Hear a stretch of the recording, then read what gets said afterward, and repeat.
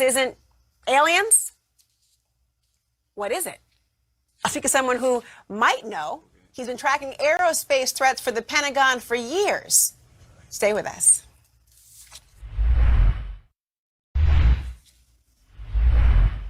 So new tonight, sources tell CNN that an upcoming government report says U.S. intelligence officials have found no evidence confirming UFOs that were seen by U.S. Navy pilots in recent years were, in fact, alien spacecraft. But that report making no definitive assessment as to what the objects might actually be. Are there now even more questions about what's flying in our skies? Here to discuss, Luis Elizondo, former director of the Pentagon's Advanced Aerospace Threat Identification Program. Sounds like the right person for this conversation. Welcome to the show. I'm glad that you're here. Luis, Thank you so much for having me. Thank you. And sources are telling CNN that the upcoming Defense Department report does not actually determine what these unidentified flying objects actually are. It doesn't say that they are alien spacecraft, but it doesn't say that they're not. It doesn't rule it out. It's going to add some fuel to the debate that's already going on, isn't it? Well, indeed it is. You know, the U.S. government has already stated now for the record, according to some of these inside sources, that this is definitely not some sort of secret U.S. technology. So that argument now is finally, for many decades now, is finally off the table. So that really only leaves two options, doesn't it? And that is, one, it's some sort of foreign technology that has somehow managed to leapfrog us, or it's something completely and totally different. And I think it's important that when we look at this, we also look at the context of the U.S. government's involvement in this topic historically. And so there is truly documentation now that is coming forward. Some of my team members have been able to uncover through the FOIA process, and that also, by the way, has been available for quite some time, that demonstrates that the U.S. government has actually indeed been dealing with this issue for over 70 years. And that's a little bit problematic, because if we say this is foreign adversarial technology, we know that the Russians, after the Berlin Wall came down, had shared a lot of their UFO files with us. And so we know they had the same problem we did. Furthermore, if that leaves, let's say, a country like China, that would then, in essence, we would have to consider the fact that China or another country now has had some sort of beyond next generation technology for the last 70 years. And as we know, that's a really hard secret to keep. And furthermore, that these technologies have been deployed over controlled U.S. airspace. So I think you're right. There's a lot more questions now we have to ask ourselves. And let's be clear, too, that the report did not say this wasn't some sort of alien type or extraterrestrial technology. It simply said it could not rule it out. And I think that's an important caveat.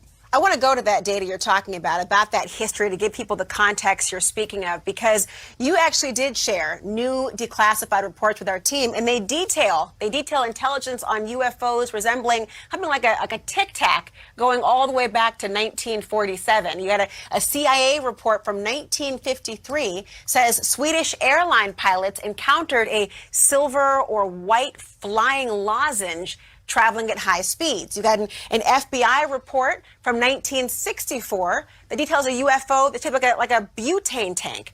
And then some Navy pilots say they have seen something like a flying tic-tac in recent years as well. So, I mean, what do you think of this pattern, the similar characteristics over time? What's your thought?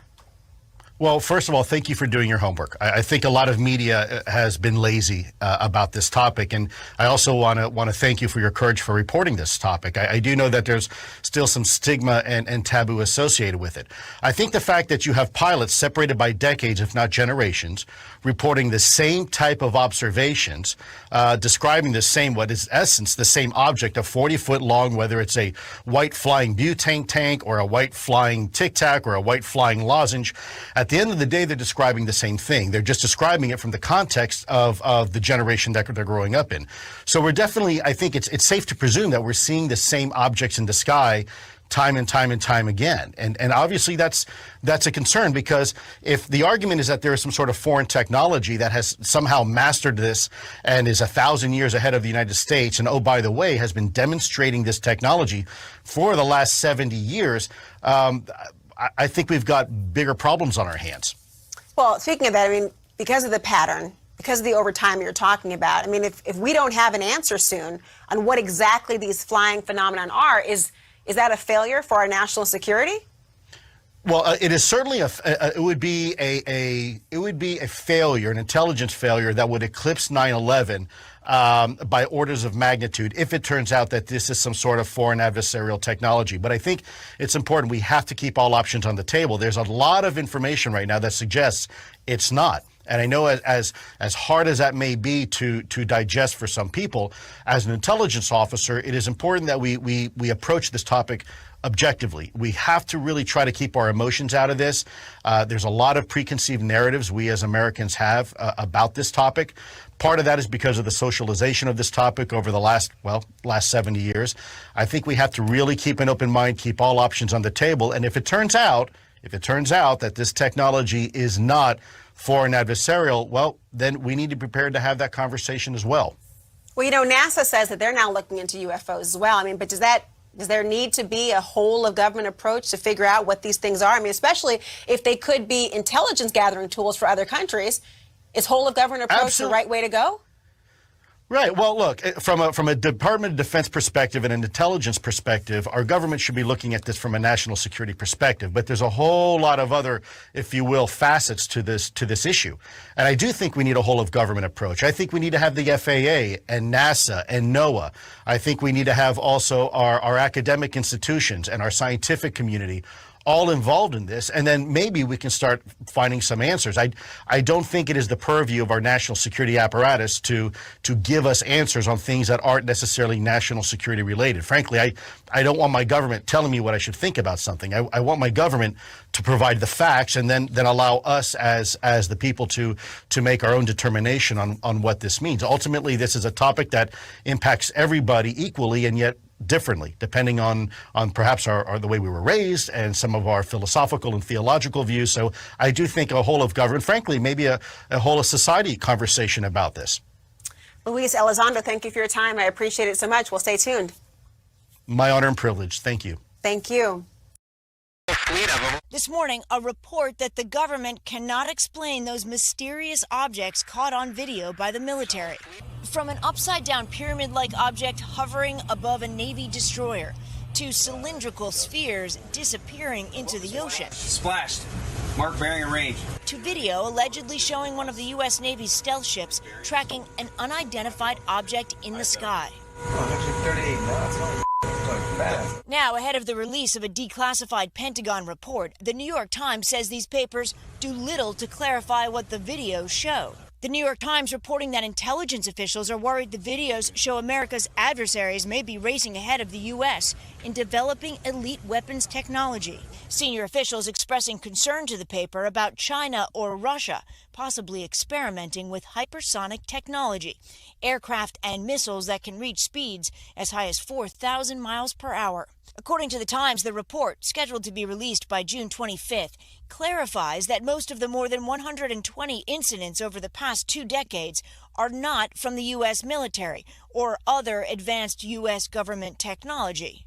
Whoa, it's getting close. The Times also reports the Pentagon has found no evidence that the phenomena are aliens. And although the Pentagon has confirmed the validity of the videos, they still cannot explain what their cameras and sensors have been picking up. The Pentagon declined NBC News' request for comment.